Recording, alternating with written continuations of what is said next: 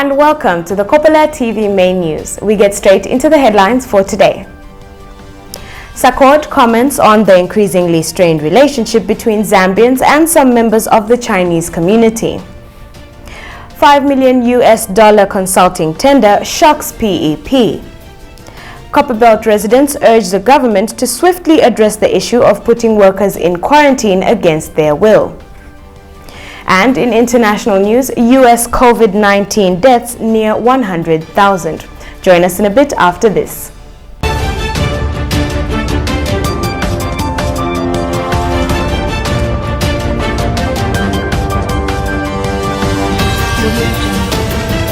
To present the Kopala TV main news, my name is Wabwila Musongole.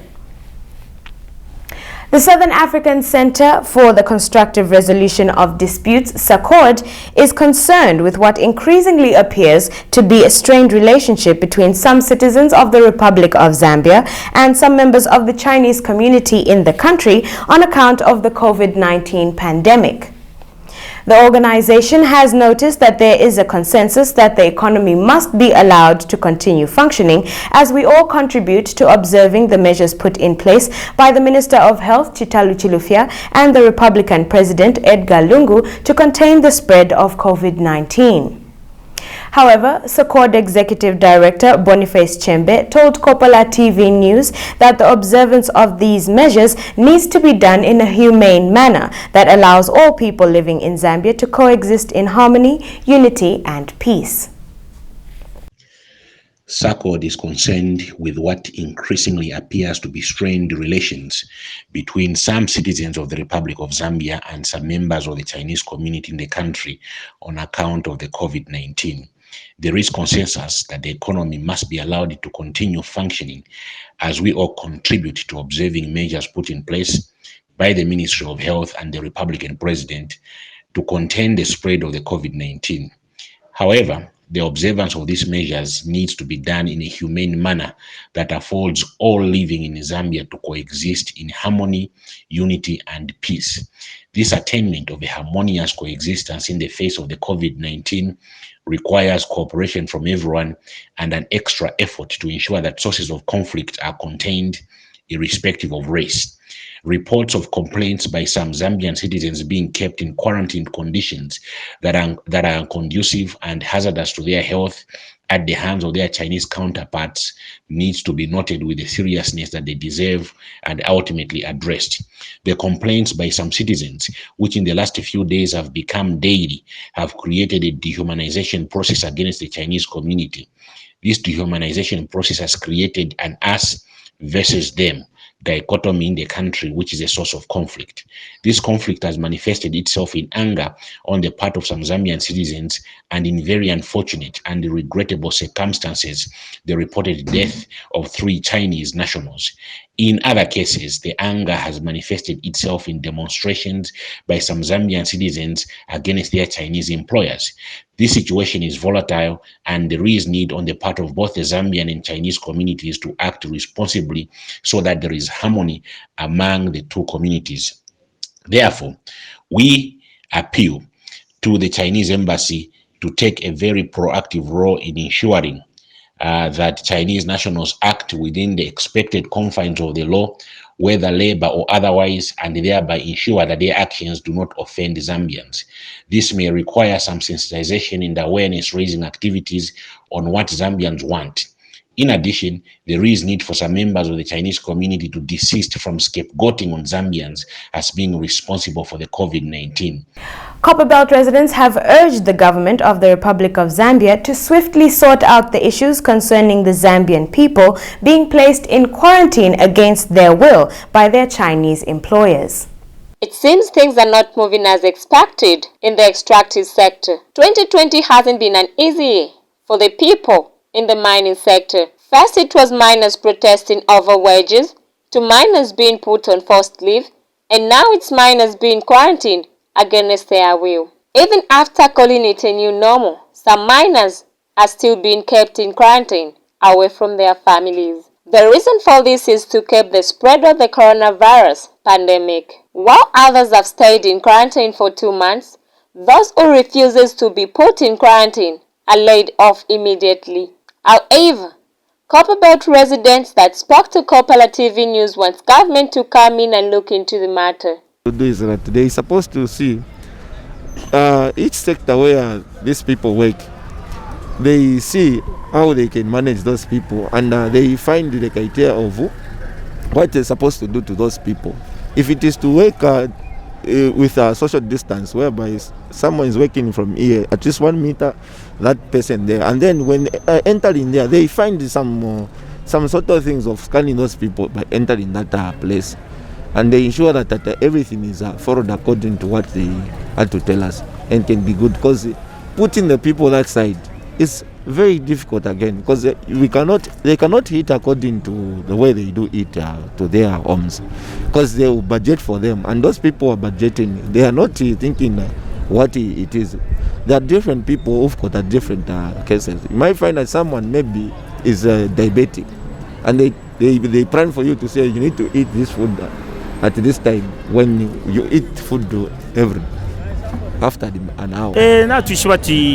COVID-19 okoiri olo bali anda kiteno nkitaikapwa so bala bantu bafune babitaliirizi bali akunganda bakuta kita social distance bakola kitana yena tafine mulamu nga bafuma nombo olo fitu bala yatyo mulamu bala pele fyakuda shanya mapoze pati tapalo fyo babapera so ifintu mulero bomwe buteko tofa mulolo ke shepo kucha abantu baba kitaliirizi bali akumanda bali bwera. While others had this to say. Abantu bonse ku NFC balifumako mulando wakwe bati after ba labor minister baisa kula na minister ati bakopya abantu fu balekala okusasanga ati baleba kopesha abantu mu madoms omutabekala muikala ma Chinese but abene mu balekala muri fe mumbi mbita muri moneka pona bwino. Can you imagine lo mu balekala mu abantu abali 10 ma blanket tabawasha tabachita pone firishan to make the matter zo abantu bakaina bali upano kupa lolo bayi kalika abantu abaupa 2 months bali kwatana ma families oko bafuma. So if China mwandi tuli against na China, so tulolesha government dode shepo paricho mulando wakwe bati ama Chinese state bali chitango baisa muno baiso kutupera ama rules yabo instead of kutupera ama rules wena baiso kutupera ama rules. In the recent weeks, we have seen some government officials inspecting such premises. One can only hope that this matter will be swiftly looked into. Dana Kafwala, Kopala TV News, Copperbelt. Patriots for Economic Progress Party, PEP, is shocked by the PF government's intention to award the consulting tender for the restructuring and management of the country's national debt to a French-based company at a whopping price of $5 million. PEP President Sean Tembo told Kopala TV News that the party is strongly against the proposed transaction for a number of reasons. As Patriots for Economic Progress, we are very, very shocked by the intention of government to award a $5 million contract to a French-based consulting company called Razat Ferres for provision of advisory services in the restructuring and management of our national debt. Firstly, we believe that a locally based consultant already knows the dynamics of the Zambian economy. They already would know the status of our national debt, and therefore they would not spend a lot of time studying the local economic variables for them to be able to do the work. On the other hand, a foreign-based consulting firm is likely to spend a lot of time and therefore be more expensive in trying to study the local economy. And therefore it is preferable to award this tender to a locally based consulting firm. Additionally, this tender was not adequately advertised in the local press, and therefore local consultants were not afforded a fair opportunity to be able to participate in this tender. Therefore, we would like to call upon government to consider cancelling this tender and either re-advertise it or basically convene an economic task force made up of notable financial experts and economic experts to undertake this particular work. Thank you. In case you have just tuned in, you are watching the Kopala TV main news. Stay tuned, we'll be right back.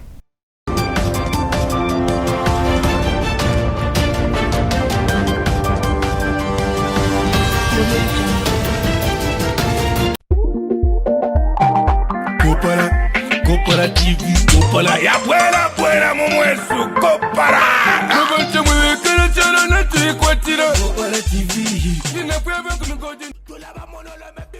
My number ishusho limentindeya za yama OG urushana Kopala TV yama OG imuntu wandi Yesu fwebene by fwebene fwebene aidede kalasti yako Kopala futi yaba Kopala manje kuikatashani yoina na yena ya kuntamboro ni jiviji wala iwe ile sango patop stad koda channel 98 paku ninshi yatubira puta mensa ninshi yalila ni efidimbwe kule izimoli la femunjazi so yuri ndati Kopala TV tayabanga ya boiling channel wako batu wachila tamba fe wino kwangwa filamba fyambo kupona uruwa mfotoro bantu ifuma chane wefingi fyamo pura fi alula iwe Kopala TV ni Kopala futi eile kuchalo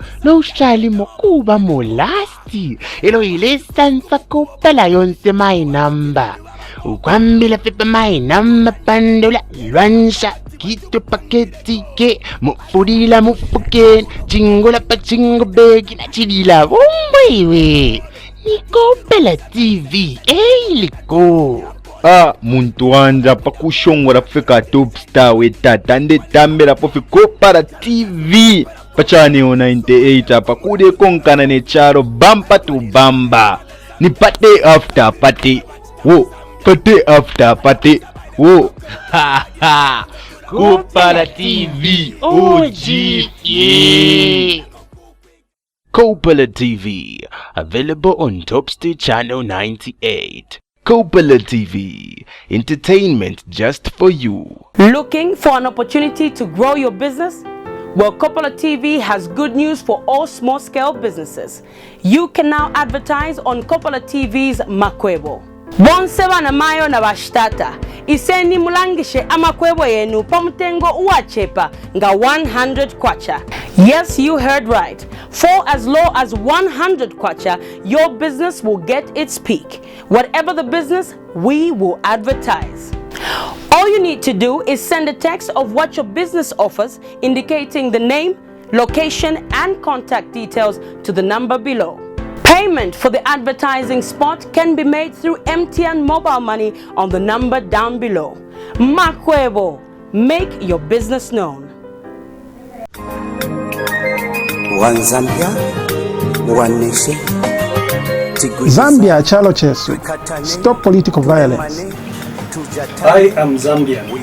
I am against political violence. I am Zambian, and I say disarm all cadres now. It's not one Zambia if we kill each other. Stop the violence. It's not good killing one another as Zambians. Stop the violence. Let's keep the peace in our streets. Let's work to stay one Zambia. It's not one Zambia if we kill each other. Stop the violence. Ndimwina Zambia. Lekeni ukulwa pamulandu ama politics.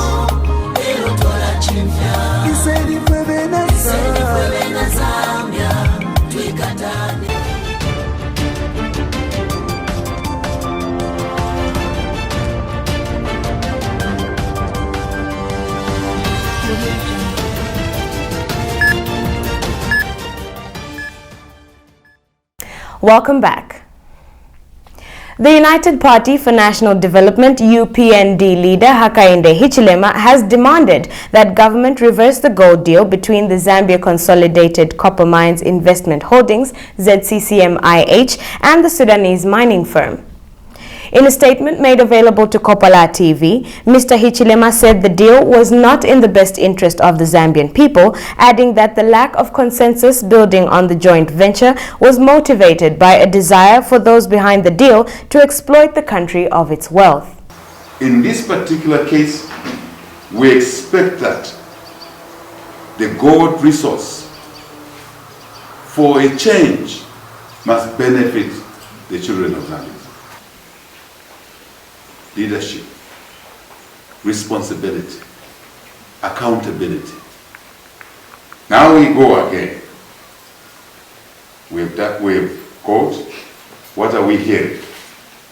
What do we want out of our gold? We want our gold resources to support our kwacha, which has been battered. We want our gold resources to basically generate us revenue that will move away from borrowing all the time and borrowing expensively, but to generating our own resources that will be able to be invested in sectors such as agriculture, such as tourism, such as manufacturing, value addition, to improve water supply for our people, both rural and urban, to improve sanitation for our people, to support our mothers that when they are delivering, when they're pregnant, they're delivering, they'll go to a clinic, they'll go to a hospital with all the necessary equipment to save both the mother and the child. That's what we want our God to do for our people. Because that's an asset God gave them. By putting Zambians in this country called Zambia and giving it copper and cobalt, which we have not benefited from, now God, it is God's design that this resource must uplift the lives of our people. Meanwhile, Patriots for Economic Progress leader Sean Tembo says there is no need for government to reverse the gold deal between the two firms, adding that it is key for ZCCM-IH to have a strategic partner. In an interview with Kopala TV News, Mr. Tembo noted that the partnership will benefit the Zambian people greatly. The opposition Democratic Party, DP, has welcomed the investigations of Minister of Health, Dr. Chitalu Chilufya, being conducted by the Anti-Corruption Commission concerning the misappropriation of funds. In an interview with Kopala TV, DP Copperbelt Media Deputy Director Louis Simakando said the investigations surrounding the minister have the potential to affect investor confidence. Mr. Simakando further reiterated that any minister being probed by a security wing should be relieved of their duties, and therefore the party is appealing to President Edgar Lungu to do the same. As a Democratic Party, we welcome the news reaching us of the Anti-Corruption Commission investigating Health Minister Chitalu Chilufya for being in possession of property reasonably believed to be proceeds of crime. We welcome this move, and we just hope that the powers that be are going to follow through this process to the latter. Previously, we have seen such cases which have just died a natural death, so others have just ended up in a nole. In this case, we are hopeful that perhaps the investigating authority will follow this case through to its very end. Our appeal, though, is to the Republican President to consider relieving Minister Chitalu Chilufya of his duties pending investigations by the Anti-Corruption Commission. It really paints a very bad light having a Minister of Health who's working, being probed by the Anti-Corruption Commission. How do we garner confidence from the donors and the general public in a minister who's been probed by the anti-corruption? How do we know that the donations made, the funds and the materials for the fight against COVID are safe if the custodian of those resources is being probed by the Anti-Corruption Commission? And this trend of a minister being probed by any security wing continuing in employment or continuing to work must come to an end. We are actually setting a very bad precedence for this country. If we continue in this trajectory, this is going to be a norm for Zambia, which is not supposed to be the case. It is not normal for a minister who is under probe to be carrying out their functions in government. How then do we boost the confidence of the public? Because people will be wondering, even me, I'm wondering, what is happening out the COVID funds that the donors have been bringing in and the public donating? Because the custodian of those funds is being probed. It sheds a very, very bad light on the country. we are urging the government as Democratic Party, we are urging President Lungu to relieve Honorable Chitaru Chirufia, the Minister of Health, to relieve him of his duties. Kitwe residents have expressed dissatisfaction towards the Ministry of Labour, saying that their offices are not easily accessible when residents are in need. Details are in the following report. Employees in Zambia have been in the limelight of late.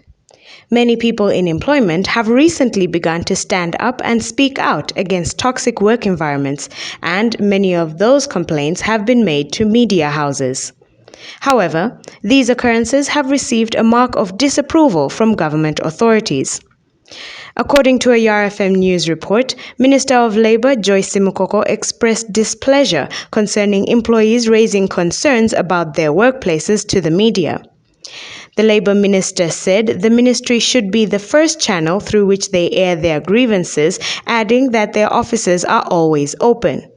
But the people of Kitwe say they do not feel that the ministry is accessible enough. I think the main concern why they easily do that is those offices, in most cases, they are denied access to such offices. So it's easy when you go to radio stations or TV stations where you are welcomed and you can easily express yourself.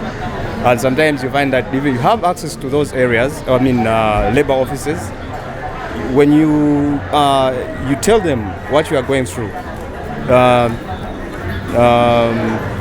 they will get your points, but they won't act on those points or issues that you've raised to them.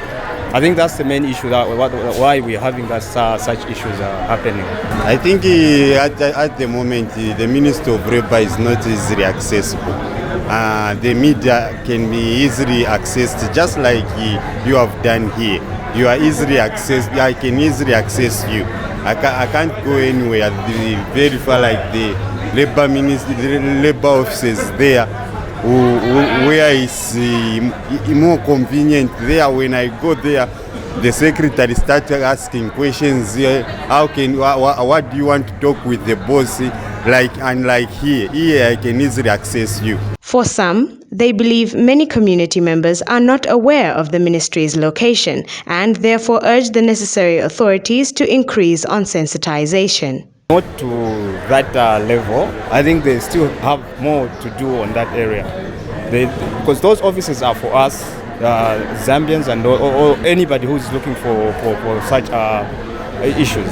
But if they are not, I think the most important thing they need to do is to work on sensitization, to let the people know that those offices are free and easily accessible, so that anybody who's got a complaint or an issue concerning labor issues, they can easily go there and they can be assisted in any way. Wabwila Musongole, Kopala TV News in Kitwe. In case you have just tuned in, you are still watching the Kopala TV main news. Join us after our commercial break.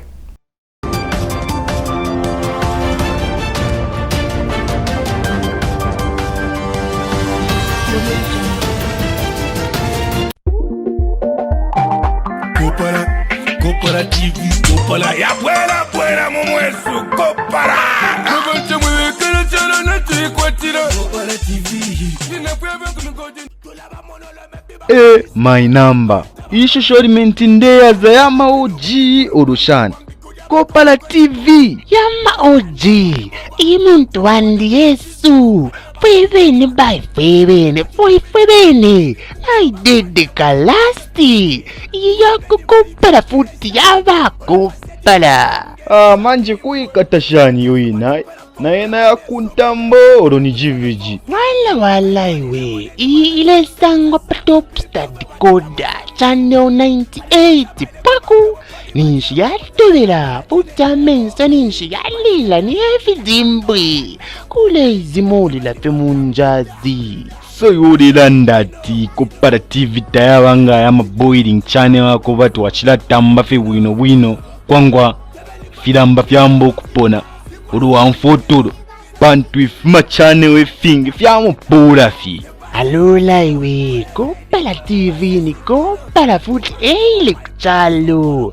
no ushali mokuba molasti elo ile sansa Kopala yonse my number ukwambila pepa maina mapandula lwansa kito paketike mufudila mufuken chingola pa chingo begi na chidila bombwewe ni Kopala TV liko muntu wanja pakushongora kufika top star wetata ndetambela pofi Kopala TV pachaneo 98 apa kude konkana ne charo bampa to bamba ni pate after pate wo pate after pate wo Kopala TV OG yeah. Kopala TV available on Topstar channel 98. Kopala TV, entertainment just for you. Looking for an opportunity to grow your business? Well, Kopala TV has good news for all small-scale businesses. You can now advertise on Kopala TV's Makwebo. Bonseba na mayo na bashtata. Iseni mulangishe amakwebo yenu pamutengo uachepa nga 100 kwacha. Yes, you heard right. For as low as 100 kwacha, your business will get its peak. Whatever the business, we will advertise. All you need to do is send a text of what your business offers, indicating the name, location, and contact details to the number below. Payment for the advertising spot can be made through MTN mobile money on the number down below. Makwebo, make your business known.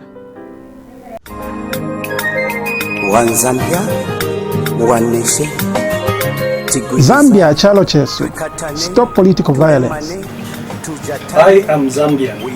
I am against political violence.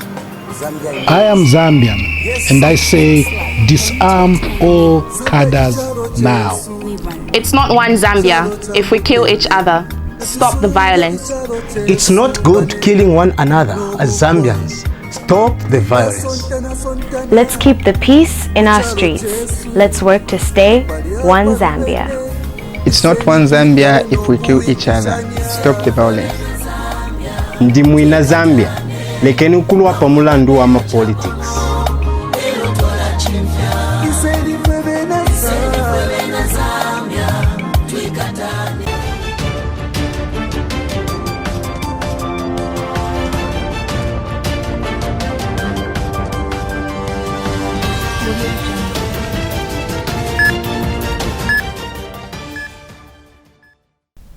Welcome back, and now for international news.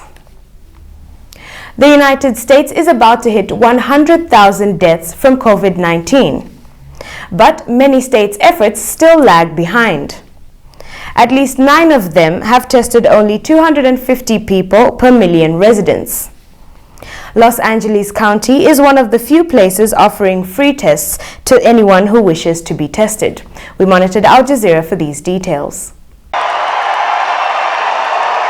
He's arguably Twitter's most famous user. The US President Donald Trump has even said Twitter won him the White House. Thank you very much, everybody. Now he's at the centre of a Twitter storm after the social media company flagged 2 of his tweets as misleading for the first time. Trump had tweeted to his 80 million followers that mail-in ballots would lead to fraud. Twitter said his claims were false and had been debunked by fact-checkers.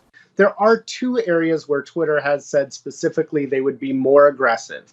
One of those is misinformation around the virus.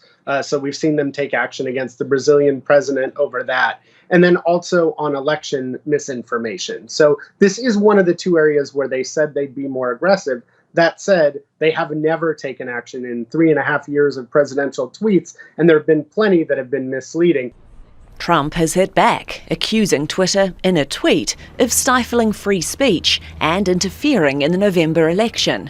But while Twitter's now taken its first step against the president, hours earlier it refused to act over another series of Trump's tweets, where he suggested former Republican congressman and US TV anchor Joe Scarborough may have been involved in the death of an intern 19 years ago. It's a very suspicious thing, and I hope somebody gets to the bottom of it.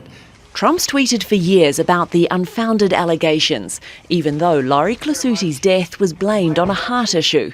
Last week, her widower wrote an open letter to Twitter, pleading with it to delete the posts, saying, I'm asking you to intervene in this instance because the President of the United States has taken something that does not belong to him, the memory of my dead wife, and perverted it for perceived political gain. What the Klasudises, the entire family, have had to endure for 19 years, it's unspeakably cruel for whether it's the president or whether it's people following the president. It is unspeakably cruel. Social media companies like Twitter, Facebook and YouTube have come under increasing pressure to act faster and more effectively against misinformation and hate speech on their platforms.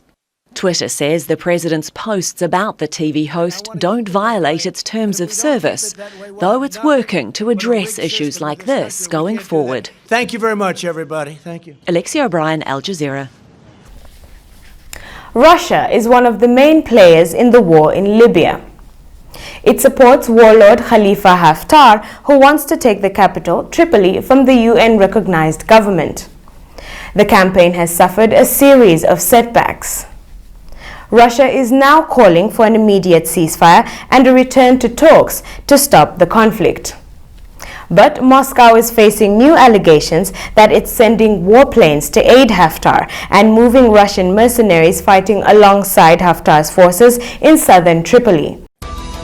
The US accuses Russia of sending fighter jets to Libya. Moscow says it wants a ceasefire. Its ally Khalifa Haftar has suffered losses after Turkish military interventions. What are the options for stabilizing Libya in an increasingly complex war? This is Inside Story.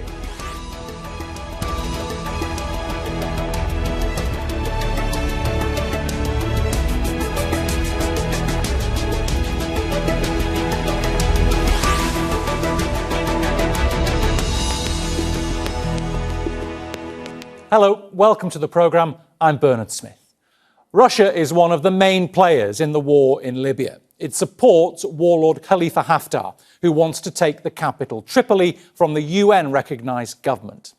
But the campaign has suffered a series of setbacks. Officials in Tripoli said Russian transport planes moved out hundreds of mercenaries who'd been fighting with Haftar's forces in southern Tripoli. Russia is now calling for an immediate ceasefire. Foreign Minister Sergei Lavrov told an ally of Khalifa Haftar that he backs what he calls a constructive dialogue involving all Libyan political forces to end the conflict. But at the same time, Russia is accused of sending warplanes to Libya. The US military says these photos show Russian fighter jets arriving recently via Syria to support Haftar's forces.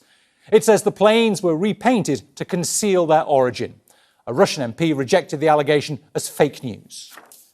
Russia isn't the only country involved in the war. The UN-recognised Government of National Accord, based in the capital Tripoli, has the backing of Italy, Qatar and Turkey. Recent Turkish military intervention has helped its forces push Haftar back from southern Tripoli and other parts of the northwest. The warlord launched an offensive to take the capital more than a year ago. Haftar is backed by a rival administration in Tobruk in the east. The UN says 1,200 Russian mercenaries were deployed to help Haftar's forces. Egypt, the United Arab Emirates and France also provide support. Let's bring in our guests. In Metuchen, in the US state of New Jersey, we have Jason Pack, a founder of the consultancy Libya Analysis LLC. And in Vienna, Wolfgang Pustai, a security and policy analyst and Austria's former defence attaché to Libya. And in Tripoli by phone, Sami El Atrash, a lawyer and head of the political office of the Libyan National Assembly February 17 revolution. Welcome to you all. Jason, first of all, Russian Foreign Minister Sergei Lavrov says he wants a ceasefire while we hear that the Russians have sent 14 disguised fighter jets to Libya. What's going on? Well, that's not as paradoxical as it may seem. One always wants to negotiate from a position of strength rather than one of weakness. The Russians are on the back foot, as are their clients, the LNA, and therefore the Russians and the Emiratis, for the first time in a long time, are talking about ceasefires, because when you're losing and the momentum is against you, it's a very convenient time to be calling for a ceasefire. Of course, they knew that those fighter jets would be discovered. They might not have known that AFRICOM would call them out as vociferously as they have, but the Russians still have a lot of leverage in the conflict, and they have been put on the back foot in the aerial war, but they're not lost. And it seems that they have a deal with their Turkish opponents that by withdrawing mercenaries from Beni Walid to Jufra, those mercenaries will now not be attacked in Jufra. And therefore, if they have withdrawn their air assets from places in the west, which they did, such as Watia, to Jufra, it seems like they won't be attacked there. And now we await the next phase in the battle for Tarhuna, as well as negotiations on a global scale about what will come next for Libya. Okay, Wolfgang, is that what it is? The Russians putting a gun on the table, but really everybody wants a ceasefire? Well, actually, for the Russians, it's about to preserve their strategic interests in Libya. This means they intend, by all means, to maintain a foothold, at least in eastern Libya. To this end, for the time being, they want to prevent the LNA from getting defeated in Tripolitania. We'll see how far they will get. Maybe they will support with their recently arrived fighter jets also the offensive of the Libyan National Army again towards Tripolitania, but I doubt that a couple of fighter jets is enough to change the tide again and to allow the LNA to attack again towards Tripoli. It seems to be more likely that these fighter jets, if their number remains limited, have the purpose to buy just some time for the Libyan National Army to get closer to some kind of negotiated settlement. Finally, in foreign news, nearly 3 months after a U.S. Taliban exit deal was finalized in Doha, journalists and press freedom advocates on the ground in Afghanistan say they've been frozen out of a planned series of reconciliation talks between the Taliban and the Afghan society. Analysts say their absence would imperil recent achievements for press freedom after 19 years of war. We monitored Voice of America for this report. Through nearly 2 decades of war, Afghan journalists have achieved historic milestones. Hundreds of media outlets have proliferated across the country since 2001, when the hardline Islamist Taliban movement was removed from power by a U.S.-led invasion. But today, many Afghan journalists and the consumers they serve worry that the reconciliation talks that don't include clear definitions of press freedom in post-war Afghanistan could imperil an era of unmatched progress. Narges Horosh fears her right to work as a journalist could be negotiated away during the reconciliation talks between the government and the Taliban militants. We journalists want peace, but not a cost of being forced to wear a burqa or not having the same freedom of speech we have now. The Taliban must understand that all Afghans, both men and women, have the right to be free in this country.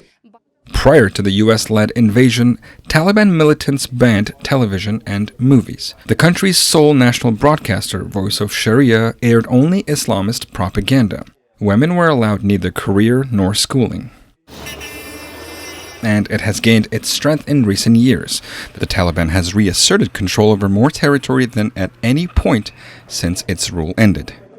Journalist like Hamid Haidari, director of Kabul's Channel 1 TV, says he's afraid that control could stifle freedom of the press. I have concern and I don't know what the Taliban wants, if they reach an agreement with the Afghan government, what will be the future of the Afghan media, especially the freedom of speech in Afghanistan, because you see the Taliban are only saying that we are accepted the freedom of the media but have not say and clearly which kind of freedom do you want, because they say we will accept the media, we will accept the freedom of speech regarding the Afghan Sharia law that the Taliban are going to impose this. Haidari reported from the sidelines of the February 2020 Doha talks that saw the United States and the Taliban agree to a full withdrawal of American troops within 14 months. At that time, Taliban loyalists said they would approve only press freedoms that abide Sharia law. Others, like Danish Karokhil of Pajwak Afghan News, are worried that could exclude a lot of the freedoms they have come to enjoy. There will be a lot of tough issue we should discuss with them. For example, a woman journalist work in field maybe one of the important topic, maybe they have a concern on it. And we should explain to them how it is important for our public, how it is important for our people, because we should raise the voice of Afghan women. They have a right to other public know what they want, what is their demand, what they want for their future. Najib Sharifi of the Afghan Journalist Safety Committee has criticized government officials for neglecting to demand press freedom guarantees from the Taliban and failing to include journalists in the negotiation process. Number one, we do not have a media representative as part of the negotiating team. This is one major concern. And the second concern is that in the past sessions, well, they have not been formal sessions of negotiations with the Taliban, but in these sessions, protection of press freedom and freedom of expression has not been discussed as a major red line by the government negotiating team. So that's why we are concerned. That item ends the Kopala TV main news for today, but before we go, we take a look at our headlining stories. Sakord comments on the increasingly strained relationship between Zambians and some members of the Chinese community. $5 million consulting tender shocks PEP. Copperbelt residents urge government to swiftly address the issue of putting workers in quarantine against their will. And in international news, the US COVID-19 deaths near 100,000. Thank you for watching the Kopala TV main news. Make sure to tune in every night at 18:30 with repeats at 21 hours, 7 a.m. and 12 in the afternoon. You can also catch our content on our Facebook page and our YouTube channels at Kopala TV. From all of us here at Kopala TV, my name is Wabula Musongole and pleasant viewing.